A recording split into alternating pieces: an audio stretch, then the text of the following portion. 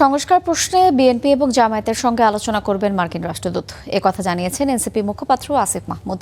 দুপুরে এনসিপি কার্যালয়ে আসেন ব্রেন্ট ক্রিস্টেনসেন।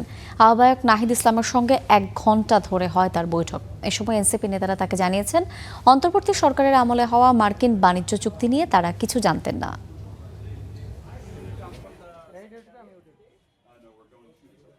চলমান রাজনীতি, গণভোট ও জুলাই সনদ ইস্যুতে বিরোধীদের অবস্থান সহ সমসাময়িক নানা বিষয়ে কথা বলতে প্রথমবারের মতো এনসিপির কেন্দ্রীয় কার্যালয়ে মার্কিন রাষ্ট্রদূত ব্রেন্ট ক্রিস্টেনসেন বৈঠক করেন আহ্বায়ক নাহিদ ইসলাম সহ দলের 5 সদস্যের সঙ্গে। প্রায় 1 ঘণ্টা ধরে আলোচনার পর এনসিপির কেন্দ্রীয় কার্যালয় ছাড়েন মার্কিন রাষ্ট্রদূত। পরে সংবাদ সম্মেলনে আসেন এনসিপির মুখপাত্র আসিফ মাহমুদ সজীব ভুইয়া। জানান, চলমান সংস্কার প্রক্রিয়া, সংবিধান সংশোধন কমিটি সহ নানা বিষয়ে কথা হয়েছে মার্কিন রাষ্ট্রদূতের সঙ্গে। রিফর্মের ক্ষেত্রে তারা স্ট্রংলি এটাকে সাপোর্ট করেন এবং তারা এটার জন্য সরকার দল জামাতে ইসলামী এবং সবার সাথেই তারা এক ধরনের নেগোসিয়েশন এবং কথাবার্তার মধ্যে আছেন আর কি, এবং আমরা এই জন্য সাপোর্ট চেয়েছি।